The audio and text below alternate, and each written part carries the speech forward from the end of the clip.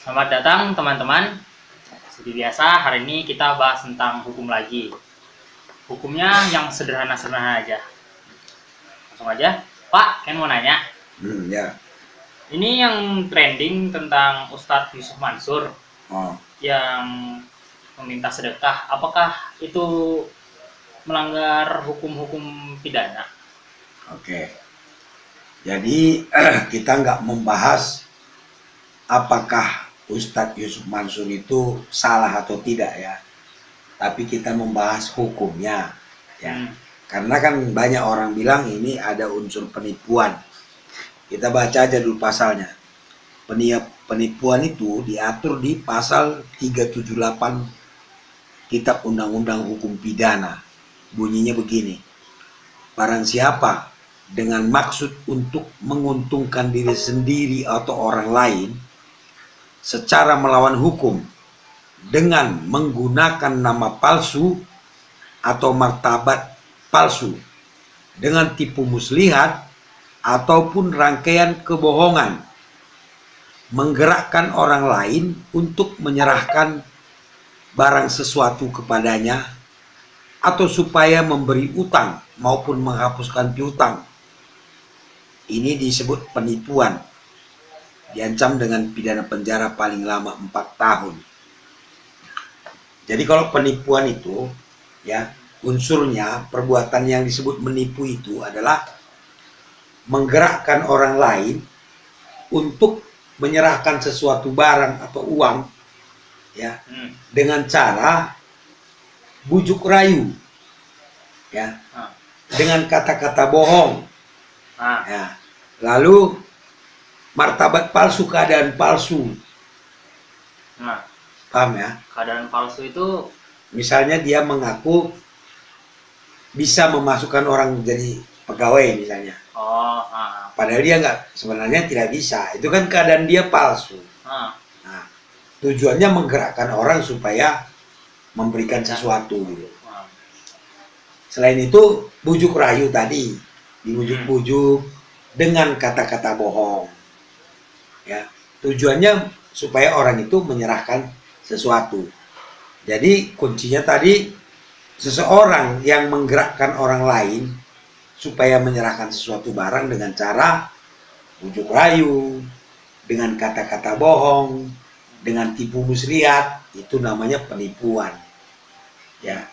Jadi kalau dalam omongannya itu ada yang bohong, ada rayuan, ada keadaan palsu, tipu-tipu, itu masuk dia penipuan.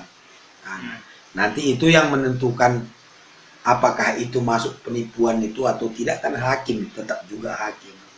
Tapi kan kita sudah tahu nih bahwa unsur penipuan tadi, saya ulangi lagi, adalah dengan maksud untuk menguntungkan diri sendiri dengan melawan hukum, ya kan? Menggerakkan orang untuk menyerahkan barang sesuatu, ya, dengan cara menggunakan nama palsu, keadaan palsu, tipu muslihat ataupun rangkaian kebohongan. Nah, sekarang kita tinggal bisa memikir sendiri kan, bahwa apakah perbuatan-perbuatan seperti apakah yang masuk penipuan. Itu dia. betul. Paham Kevin ya? Paham. Nah, terus apa lagi?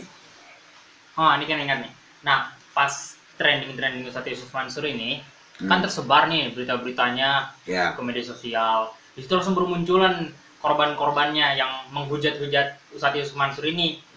Nah, itu ada hukumnya nggak, Pak? Oke. Jadi terkait dengan ini bisa mengarah ke pencemaran nama baik. Tapi apakah itu pencemaran nama baik? Kita tidak tahu. Tapi kita bahas ya, apa saja sih yang masuk pencemaran nama baik. Pencemaran nama baik ini diatur di pasal 310 KUHP. Itu dia induknya. Nah, bunyinya begini. Barang siapa sengaja merusak kehormatan atau nama baik seseorang dengan jalan menuduh dia melakukan sesuatu perbuatan dengan maksud yang nyata akan tersiar tuduhan itu, dihukum karena menista dengan hukuman penjara selama-lamanya 9 bulan Jadi di sini kuncinya itu adalah menuduhkan orang ya sesuatu hal yang sengaja dia siarkan supaya orang-orang lain tahu. Nah, dan membuat orang itu malu, itu masuk menista dia. Jadi tidak hanya berdua ya, tapi dia menyampaikan, menuduhkan si A begini, tapi disebarkan dia. Itu masuk menista. Ya, pencemaran nama baik. Ancamannya kalau di KUHP itu 9 bulan penjara. Nah, bagaimana kalau dengan melalui medsos, ya, melalui elektronik, medsos atau internet gitu, WA, Facebook, YouTube disebarkan melalui itu diatur di Undang-Undang ITE. Oh, beda lagi. Beda. Nah, di Undang-Undang ITE diatur di pasal 27 ayat 3. Bunyinya begini.